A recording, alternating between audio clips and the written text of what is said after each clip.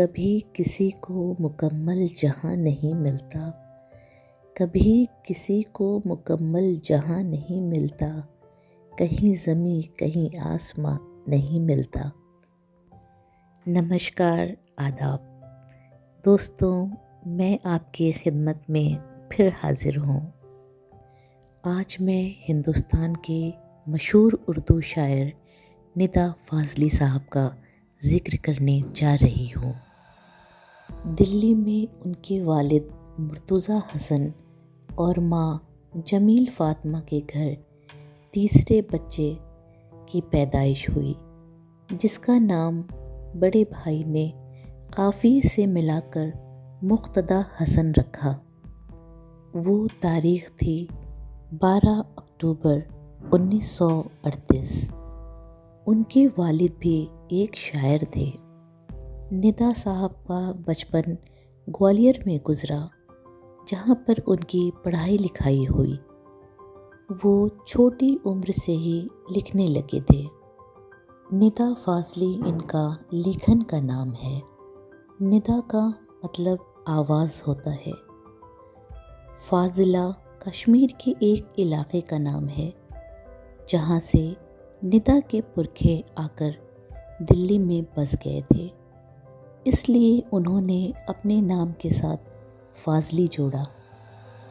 कहता है कोई कुछ तो समझता है कोई कुछ, कहता है कोई कुछ तो समझता है कोई कुछ, लफ्ज़ों से जुदा हो गए लफ्ज़ों के मायने। खुदा के हाथ में मत सौंप सारे काम को, खुदा के हाथ में मत सौंप सारे काम को, बदलते वक्त पे भी कुछ अपना इख्तियार भी रख। कुछ लोग यूं ही शहर में हमसे भी खफा हैं, कुछ लोग यूं ही शहर में हमसे भी खफा हैं, हर एक से अपनी भी तबीयत नहीं मिलती।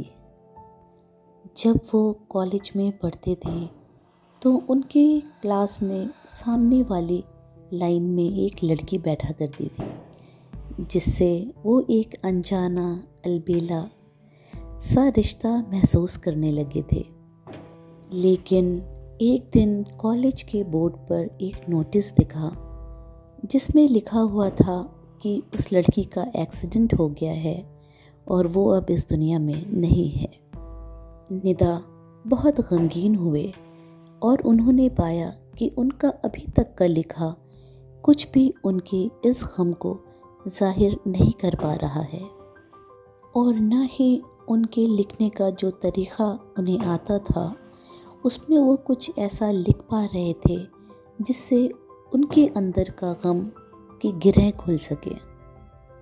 एक दिन सुबह वो एक मंदिर के पास से गुज़रे, जहाँ पर उन्होंने किसी को सूरदास का भजन मधुबन तुम क्यों रहत हरे, बिरहा वियोग श्याम सुंदर के ठाठे क्यों ना जरे गाते सुना, जिसमें कृष्ण के मथुरा से द्वारका चले जाने पर उनके गम में डूबी हुई राधा और गोपियाँ फुलवारी से पूछ रही होती हैं, ऐ फुलवारी तुम हरी क्यों बनी हुई हो, कृष्ण के वियोग में तुम खड़े खड़े क्यों नहीं जल गई।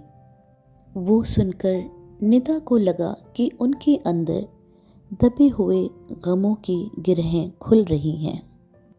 फिर उन्होंने कबीरदास, तुलसीदास, बाबा फरीद और ना जाने कितने कवियों को भी पढ़ा, और उन्होंने पाया कि इन कवियों की सीधी सादी और बिना लाग लपेट के जो कहे जाने वाले अंदाज हैं वो ज़्यादा असरदार हैं।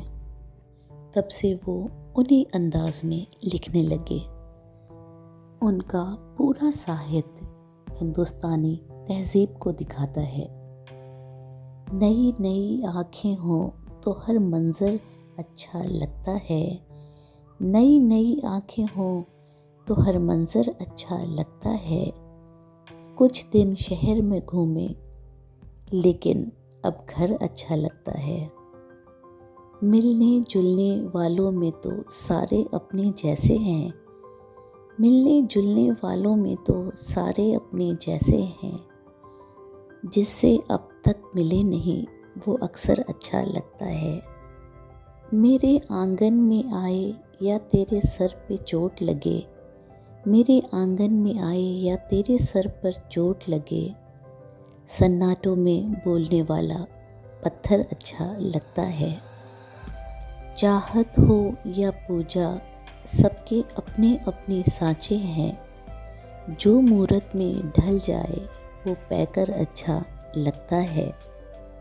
हमने भी सोकर देखा है नए पुराने शहरों में, हमने भी सोकर देखा है नए पुराने शहरों में, जैसा भी है अपने घर का बिस्तर अच्छा लगता है। निदा फ़ाज़ली उर्दू हिंदी की अज़ीम शायर होने के साथ साथ उन्होंने कई फ़िल्मों के लिए भी गीत लिखे। उनका लिखा गीत कभी किसी को मुकम्मल जहाँ नहीं मिलता, तो इस तरह से मेरी ज़िंदगी में शामिल है।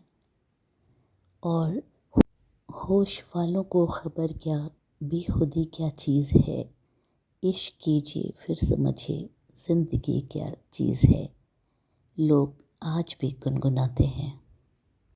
बदला ना अपने आप को, जो थे वही रहे, बदला ना अपने आप को, जो थे वही रहे, मिलते रहे सभी से मगर अजनबी रहे।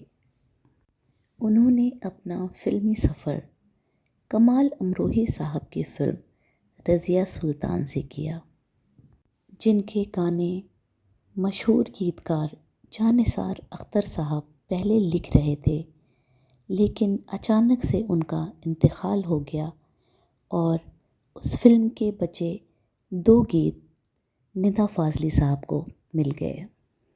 रज़िया सुल्तान फ़िल्म का वो गाना आई ज़ंजीर की झनकार खुदा खैर करे बेहद पॉपुलर हुआ और लोगों ने उस गाने को बेहद पसंद किया। तो इस तरह से उन्होंने फ़िल्मी गाने लिखने शुरू किए और उसके बाद तो इन्होंने कई फ़िल्मों के लिए गाने लिखे। उन्हें साहित्य अकेडमी अवार्ड खोया हुआ सा कुछ के लिए 1998 में अवार्ड मिला। 2003 में उन्हें बॉलीवुड मूवी अवार्ड फ़िल्म सुर के लिए मिला और 2013 में भारत सरकार ने उन्हें पद्मश्री जैसे बड़े सम्मान से नवाजा। आज के लिए बस इतना ही। अब मुझे दीजिए इजाज़त। शुक्रिया।